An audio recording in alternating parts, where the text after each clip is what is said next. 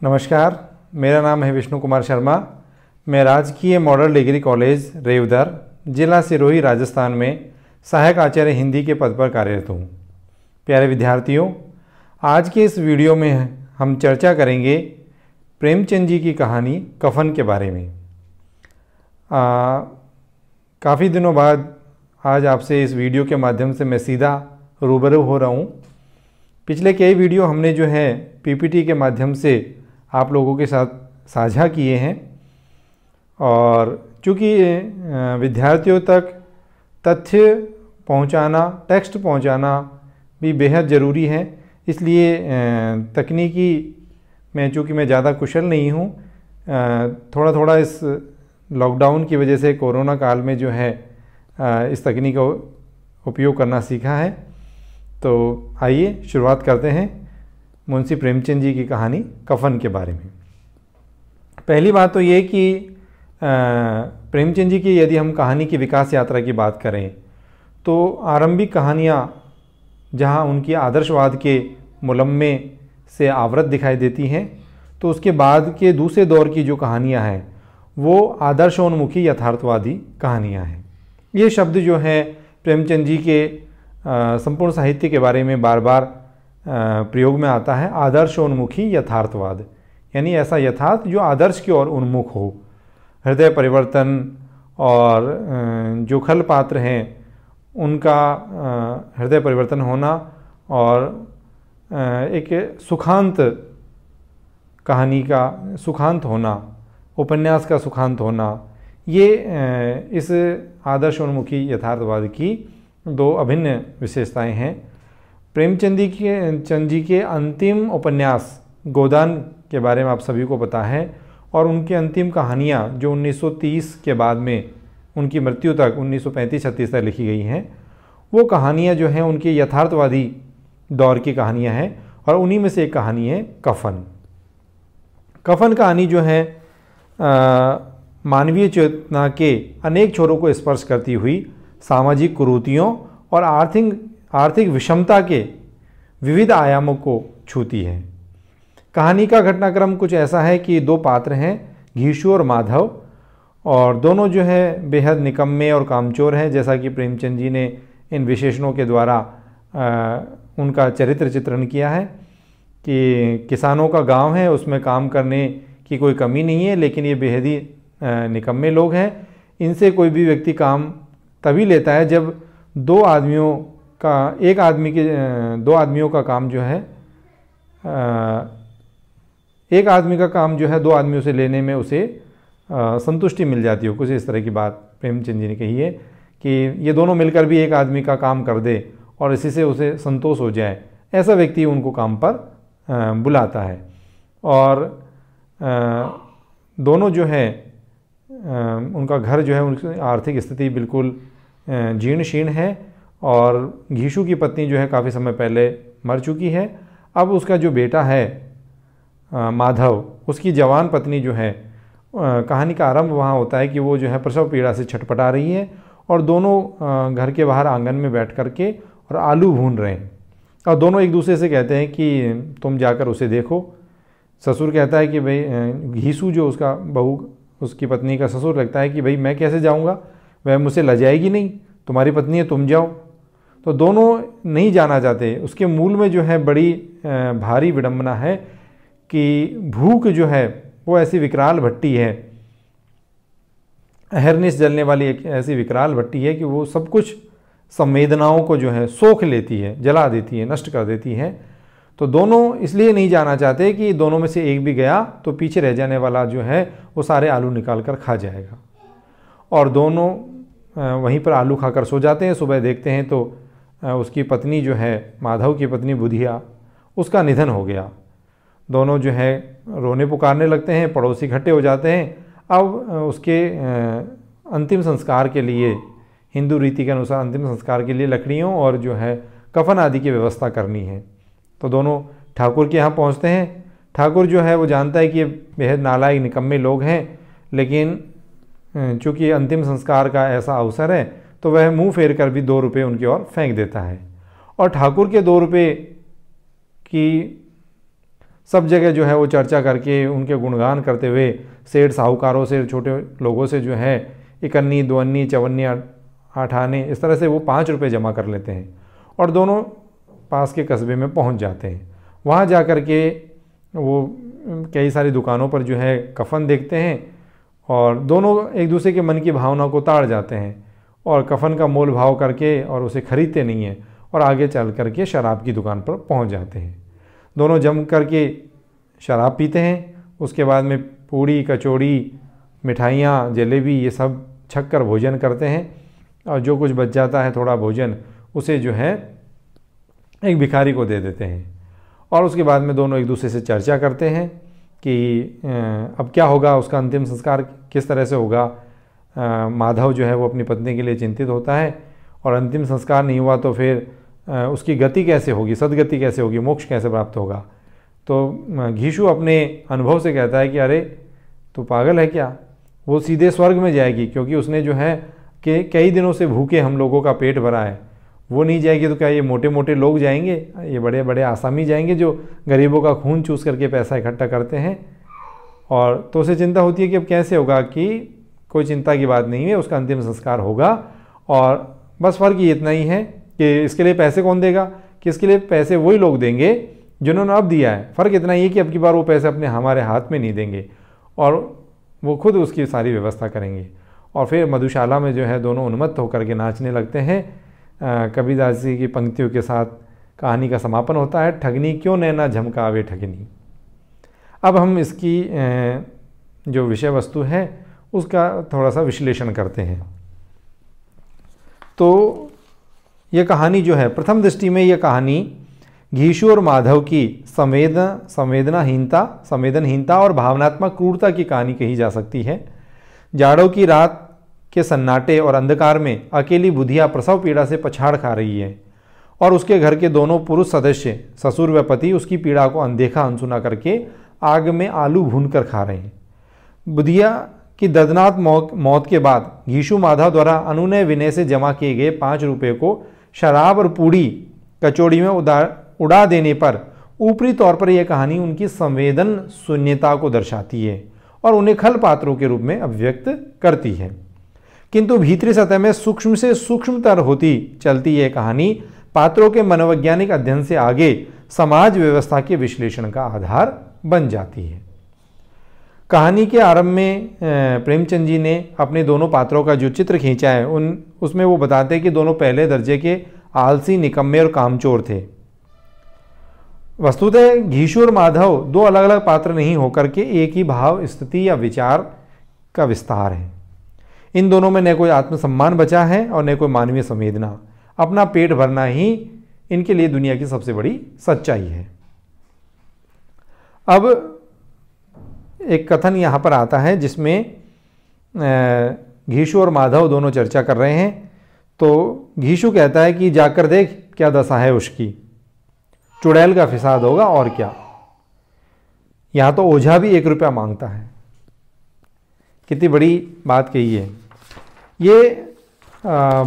यहाँ तो ओझा भी 1 रुपया मांगता है। ये जो है शिक्षा के अभाव में जो हमारा ग्रामीण वर्ग है, उस ग्राम्य वर्ग में किस तरह से लोग झाड़ फूंक, जादू टोना टोटका इनमें फंसे हुए, इनमें विश्वास करते हैं।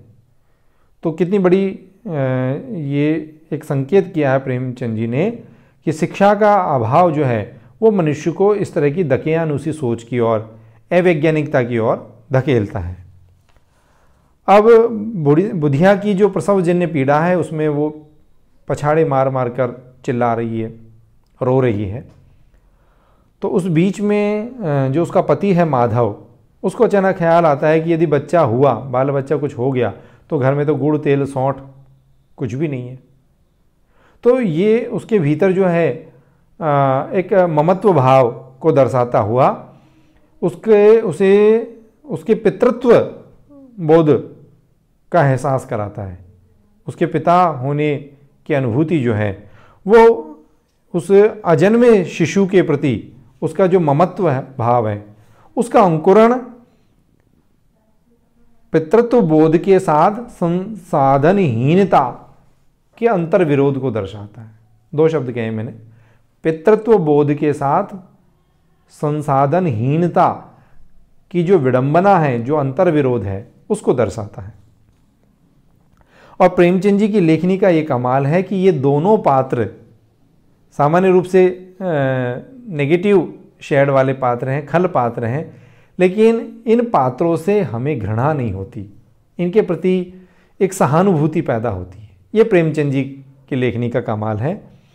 और सबसे बड़ी बात यह है कि प्रेमचंद जी ने जो कुछ इसमें कहा है उससे बहुत कुछ अनकहा भी रह गया है, और जो अनकहा है वो ही इस कहानी का प्राण तत्व है। जैसे हमने अभी बात की कि घर में जो है गुड़ तेल सौंठ आदि भी नहीं है, तो इसमें अनकहा तत्व यही है कि कितनी बड़ी विडंबना है। उसके भीतर जो है वो भले ही निकम्मा हो, आलसी हो, कामचोर हो, लेकिन एक पितृत्व बोध उसके भीतर जो है वो पैदा होता है।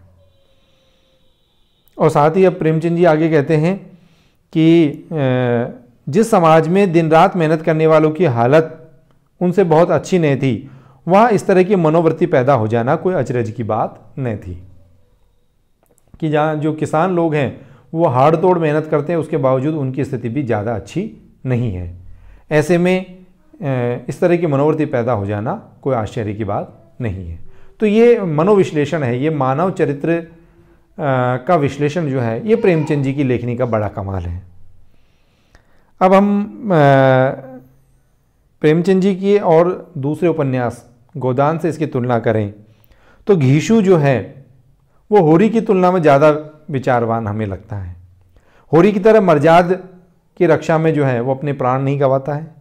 होरी की तरह उसकी सरलता और निरीहता का फ़ायदा दूसरे लोग जो हैं वो नहीं उठा पाते हैं, उसकी दुर्बलताओं का फ़ायदा वो नहीं उठा पाते हैं। होरी के जीवन की सारी ट्रेजेडी उसकी दुर्बलता के मूल में उसकी दुर्बलताएं हैं। होरी के ऊपर जो सामंती संस्कार हैं वो उसे जकड़े हुए हैं। वो उसकी चेतना में या उसके अचेतन मन में जो है गहराई तक वो बीज जो है सामंती मनोवृत्ति के, पौरोहित्य के, कर्मकांड के जो बीज जो है वो गहराई से रोपे हुए हैं। और घीशू और माधव जो है उन पौरोहिती और सामंती व्यवस्थाओं को अस्वीकार ही नहीं करते बल्कि उनका फ़ायदा उठाते हैं। उन्हें पता है कि ये समाज जो है वो उन्हें खाने के लिए 1 रुपया नहीं दे, लेकिन इस समाज को पता है कि यदि किसी व्यक्ति की मृत्यु हो जाए तो उसके अंतिम संस्कार के लिए साधन जुटाना पुण्य का काम है। तो पुण्य लोभ के संवरण में ये लोग हमें पैसे देंगे। तो ये घीशू जो है वो होरी से ज़्यादा तर्कशील और विचारवान व्यक्ति है। होरी की दुर्बलताओं का फ़ायदा जो है पौरोहित और सामंती समाज उठा रहा है, सामंती वर्ग उठा रहा है, और सामंती वर्ग और पौरोहित वर्ग की जो मनोवृत्ति है उसका फ़ायदा यहाँ घीशू उठा रहा है। ये बड़ी प्रेमचंद जी की लेखनी का कमाल हम यहाँ देखते हैं। अब इसी में जो है एक ठाकुर की बारात का दृश्य भी आता है, और उसमें घीशू कहता है कि 20 वर्ष पहले जो है ठाकुर की बारात में मैं जीमा था, वहाँ मैंने भोजन किया था, उसकी स्मृति आती है। और वहाँ बड़े विस्तार से वो सब कुछ बताता है। अब माधव कहता है कि आज के समय में ऐसा भोज का आयोजन कोई नहीं करता, हर किसी व्यक्ति को जो है अब तो किफ़ायती सूझती है। तो ये समाज में व्याप्त आर्थिक विषमता और पूंजीवादी जो मनोवृत्ति है उसकी ओर यहाँ लेखक ने संकेत किया है। अब एक बात की ओर मैं आपका ध्यान आकर्षित करना चाहूँगा कि जब वो दोनों 5 रुपये जमा करके और बजाज के यहाँ कपड़ा खरीदने पहुँचते हैं कफन का, तो दोनों देखते हैं कि भाई कफन का कपड़ा ज़्यादा महंगा लेने से क्या फ़ायदा है, सस्ता कपड़ा भी चल जाएगा, वो कौन सा उसके साथ ही जाता है, यहीं रह जाता है। कैसा बुरा रिवाज है, माधव कहता है, जिसे जीते जी तन ढाकने को चीथड़ा भी नहीं मिले उसे मरने पर नया कफन चाहिए। प्रेमचंद जी कहते हैं हाँ, कितनी बड़ी विडंबना है कि समाज इन कुप्रथाओं को ढो रहा है। तो ये कुछ ऐसी बातें हैं जिनकी ओर प्रेमचंद जी ने संकेत किया है। कफन लगाने से क्या मिलता है, आखिर जल ही तो जाता है, कुछ बहू के साथ तो नहीं जाता। घीशु बड़े दार्शनिक भाव से कहता है। और फिर माधव जो है उसको एक अपराध बोध है कि साहब वो अपनी पत्नी के अंतिम संस्कार के जो पैसे हैं उससे उन्होंने शराब पी ली, पूड़ी कचौड़ी में उड़ा दिए। तो वो अपनी निष्पापता को सिद्ध करते हुए कहता है कि दुनिया का दस्तूर है, नहीं लोग बामनों को हजारों रुपए क्यों देते हैं, कौन देखता है कि परलोक में मिलता भी है या नहीं।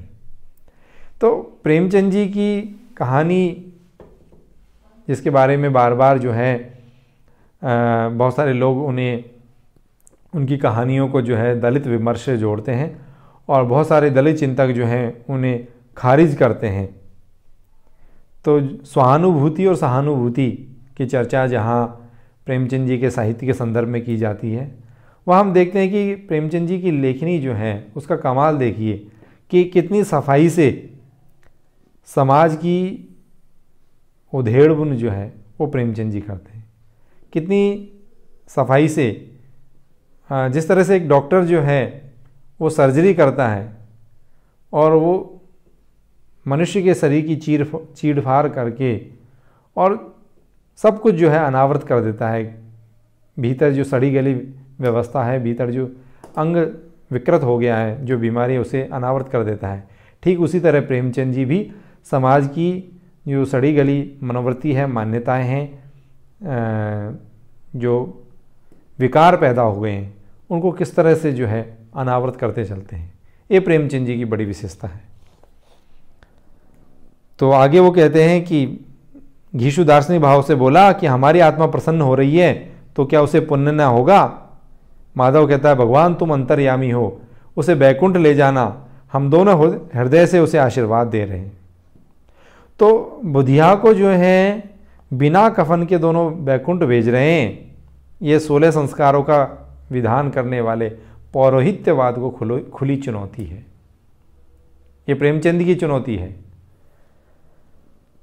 एक लेखक हैं सदानंद शाही, जिन्होंने प्रेमचंद जी की कहानी जो है इस पर एक समीक्षा लिखी है। उनका एक कथन जो है मैं यहाँ उद्धृत करना चाहूँगा कि यहाँ घीशु और माधव बिना अंतिम संस्कार का पाखंड किए बुधिया को सीधे बैकुंठ भेज रहे हैं। यह जन्म से लेकर मृत्यु तक समूचे जीवन को संस्कारों में बांधकर जीव तो खाइए मुई तो खाइए का विधान रचने वाले ब्राह्मणवाद को चुनौती देते हैं।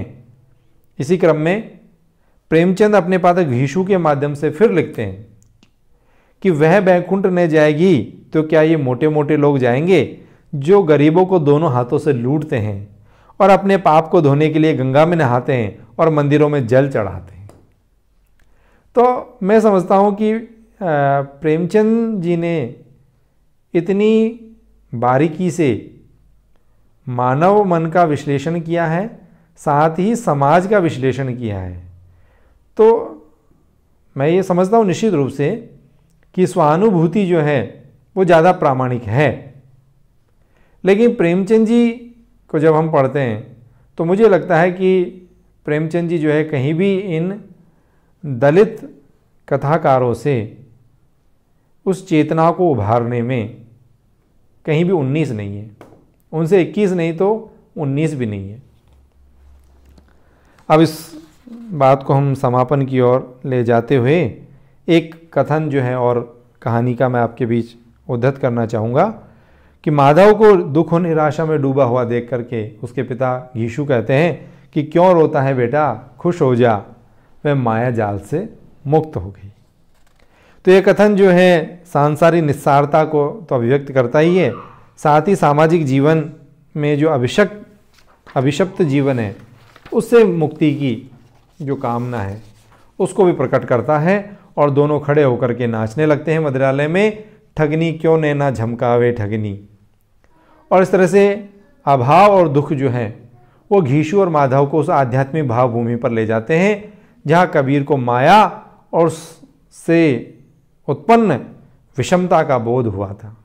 उस कबीर की मनोदशा, उस कबीर की भाव भूमि पर प्रेमचंद जी अपने दोनों पात्रों को ले जाते हैं। तो कुल मिलाकर ये कहानी कफन जो है घीशु और माधव के माध्यम से हाशिए के उस समाज का प्रतिनिधित्व करती है और साथ ही सामंती और पौरोहिती संस्कारों को चुनौती देते हुए प्रेमचंद जी एक आदर्श समाज का जो है सपना देखते हैं। उस सपने को साकार करने की दिशा में एक कदम बढ़ाती है। कहानी का शीर्षक कफन एक ऐसे प्रतीक के तौर पर उभरता है जो कर्मकांडी और सामंती व्यवस्था के लिए कफन तैयार करता है। उसी गठजोड़ के भस्मीभूत होने से आज हम सामाजिक आर्थिक परिवर्तन की यह सुंदर तस्वीर देख पा रहे हैं। आगामी दिनों में यह तस्वीर और उजली होगी, इसी आशा और विश्वास के साथ बहुत बहुत धन्यवाद।